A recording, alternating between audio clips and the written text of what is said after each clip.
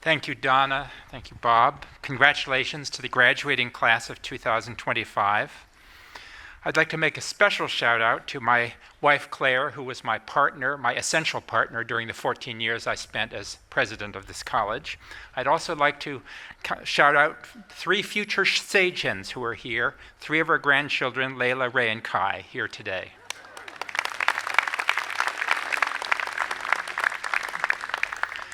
This spring, an annual survey on world happiness was released. The United States dropped to its lowest level since the survey started, 24th out of 143 countries. Among adults under 30, we ranked 62nd. Another study in the US suggested a correlation between happiness and eating with other people.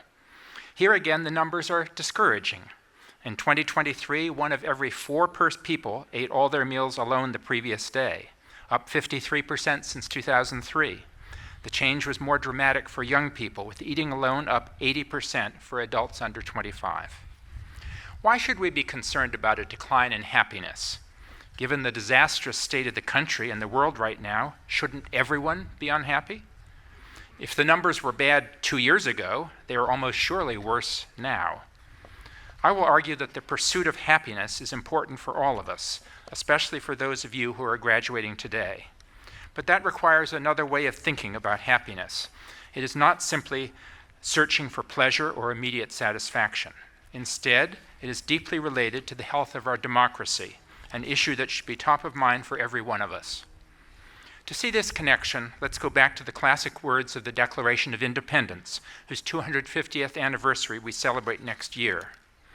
We hold these truths to be self-evident, that all men are created equal, that they are endowed by their Creator with certain unalienable rights, that among these are life, liberty, and the pursuit of happiness. Life and liberty, yes, but why happiness? Did we seek to become independent just to enjoy more fun in life? Our founders saw happiness as much more profound than simple enjoyment or personal success. In essays and in private correspondence, they connected happiness with the pursuit of a virtuous life, in which our actions help others around us to meet their highest aspirations. A recent book by Jeffrey Rosen, entitled The Pursuit of Happiness, explores how these individuals, flawed as they were on issues such as slavery, strove for self-improvement in qualities such as moderation, sincerity, and empathy. Today, we should hold up exactly this standard of virtue for ourselves and our leaders. In my first year here at Pomona College as president, Pomona was ranked as the happiest campus in the country. Though it may not rank there now, we are a stronger college because we recognize not only the problems in the world, but also the ways in which we ourselves fall short of our ideals. In my time on campus, students did have plenty of fun, but they also developed ever deeper passions to address issues of our day, from climate change to race to poverty. I'm proud of the leadership role that Pomona played in addressing the challenges for DACA and undocumented students. Sadly, these issues are even more acute today. After leaving Pomona College, I became president of the American Academy of Arts and Sciences, an honorary society and policy organization based in Cambridge, Massachusetts, founded in 1780 to recognize excellence in all areas of endeavor and to provide advice to the new nation. We have taken this responsibility seriously up to the present day. Our founder and second president was John Adams, who served as Academy and U.S. president at the same time, as later did his son, John Quincy Adams. I was the 47th president of the Academy. Very good there. But fortunately, I didn't have to run the country at the same time. Some quotes from John Adams seem particularly appropriate at this very moment. A government of laws and not of men.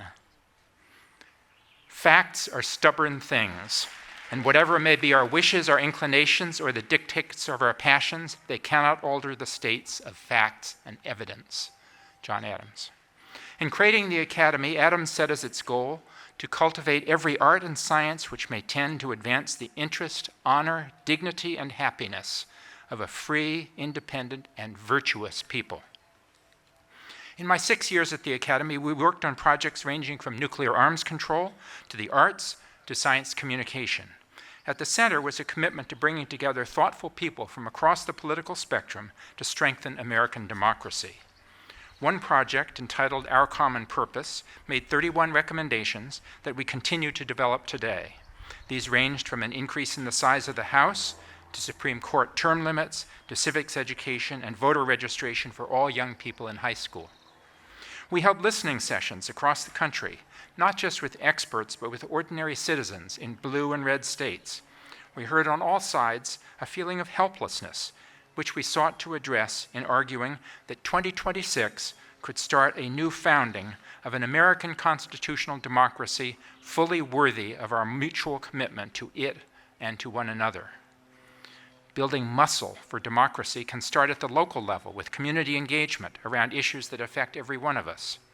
One of the most inspiring moments came when we brought together participants from our 47 listening sessions to the Academy, where a Somali American from Minnesota could discuss democracy with an Orange County conservative activist. The city manager from Athens, Tennessee, spoke of his community's connection to the democratic ideals of Athens, Greece. And Amanda Gorman read her poem, Believer's Hymn for the Republic, a year before she became famous as the 2021 presidential inauguration poet.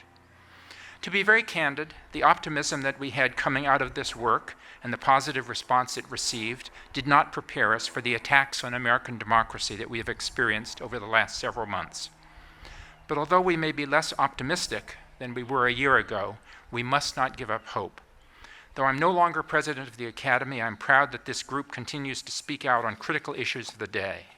Last month, the Academy's board issued a public statement. The Academy will work to safeguard the conditions of freedom necessary for novel discoveries, creative expression, and truth-seeking in all its forms. We join a rising chorus of organizations and individuals determined to invigorate the democratic ideals of our republic and its constitutional values and to prevent our nation from sliding toward autocracy. What can each of you do to help this cause? First, remain hopeful, even if you cannot be optimistic. Speak out, helping to protect those who are vulnerable and cannot speak freely. Work to make change at both the national and local level. As a very first step, eat with other people and share conversations with them, including with people who differ from you. This must be the beginning of a new founding for American democracy. Congratulations and best wishes.